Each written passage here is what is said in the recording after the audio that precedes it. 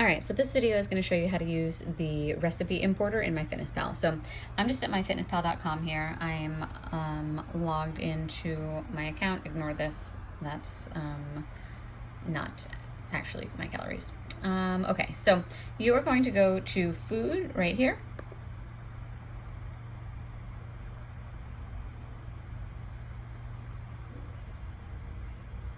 And then you're going to go to recipes right here. So this is on the desktop site. You could probably do it on the browser of your phone, but as far as I know, you cannot do it through the app on your phone. All right, so this takes you to the recipe importer. So right here is where you're gonna plug in the URL. So I already copied a URL from a recipe site. So then you're gonna click import recipe, and it pulls up the name of the recipe.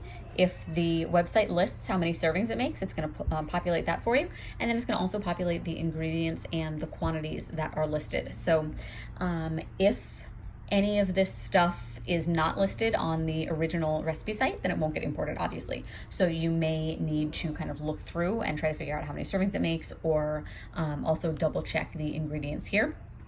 And you might need to remove like the spaces here. I'm going to try it without, but so basically you want to make sure that what is here is actually what the recipe said. So just for simplicity, I'm going to take out like the salt because that's not going to affect the macros.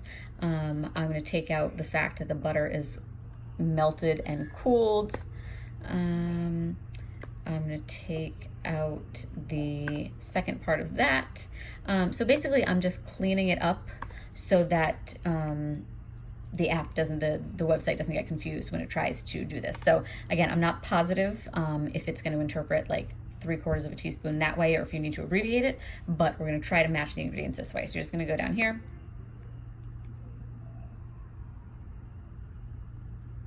And you're going to have the opportunity to verify any of the information that comes up. So, these are, it says, awesome, we match 10 out of 10 ingredients. And then you can take a look, okay, 48 grams of almond flour. Does that seem like the macros came correctly? So if you have the almond flour at your house, flip it over, see what the serving size is, just kind of double check your work at first. So do these things seem accurate? 9 grams of whey protein, that's like a tiny little bit of protein. It got the 3/4 of a teaspoon. It got 1 egg. Okay, so it looks like it got everything quite well. But you see, when you highlight one of the ingredients, you can go over here, you can edit the quantity, you can replace it with like, say, a specific brand that you used, or if it just got it wrong altogether, if it did like, maybe it pulled up flax seeds instead of flax meal or something like that. You can replace it entirely, or you can remove it if you're like, you know what, I actually, I've made this recipe before, I don't actually need the flax, or I don't like the way it tastes, I'm gonna do it without it. So first you just verify that the macros and all of the ingredients transferred over correctly.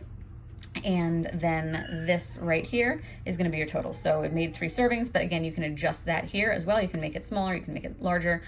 So if you've made it before and you're like, yeah, the recipe said it made 3, but it actually made like 6. We had smaller servings, or I liked it a ton. I want to eat, I want to eat it all at once. This whole loaf is 1 serving. So obviously that's going to adjust the calories and the macros from there. So then it gives you your calories per serving, and you can just save it and use it later, or you can save it and log it right away.